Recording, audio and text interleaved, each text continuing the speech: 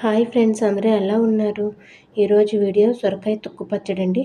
దీనికోసం ముందుగా గిన్నెలోని నీళ్లు పోసి ఉప్పు వేసి సొరకాయ తొక్కుల్ని అందులో వేసి 5 నిమిషాలు నానిన తర్వాత బాగా కడిగి వేరొక గిన్నెలోకి ట్రాన్స్ఫర్ చేసుకోవాలండి. ఎందుకంటే పచ్చివాసన అంతా పోతుందండి. ఇలా కడిగి పక్కన పెట్టుకుంటే స్టవ్ మీద కడాయి పెట్టి కడాయిలో నూనె వేసి నూనె వేడెక్కిన తర్వాత శనగపప్పు, మినప్పప్పు, అలాగే ధనియాలు, జీలకర్ర, ఎండుమిర్చి, పచ్చిమిర్చి, కరివేపాకు, ఎండు కొబ్బరి ఉంటే ఎండు కొబ్బరి అయినా వేసుకోవచ్చు, లేదంటే పచ్చి కొబ్బరి అయినా వేసుకోవచ్చు. వేసి బాగా వేయించుకోవాలండి. ఇలా వేయించిన మిశ్రమాన్ని వేరొక గిన్నెలోకి ట్రాన్స్ఫర్ చేసుకోవాలి.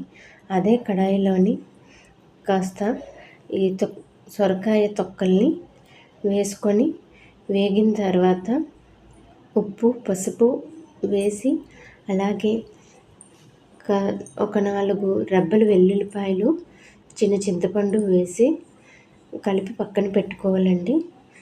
ఇప్పుడు ముందుగా మిక్సీ గిన్నెలోని పప్పుల మిశ్రమాన్ని వేసి ఒకసారి మిక్సీ పట్టుకున్న తర్వాత సొరకాయ తొక్కలను కూడా అందులో వేసి బాగా మెత్తగా మిక్సీ పట్టుకోవాలండి. ఈ తాలింపు కోసము కడాయిలోని నూనె వేసి నూనె వేడెక్కిన తర్వాత శనగపప్పు, మినప్పప్పు, ఆవాలు, జీలకర్ర, ఎండుమిరపకాయలు వేసి వేగిన తర్వాత ఈ మిశ్రమాన్ని అందులో వేసి బాగా కలుపుకోవాలండి.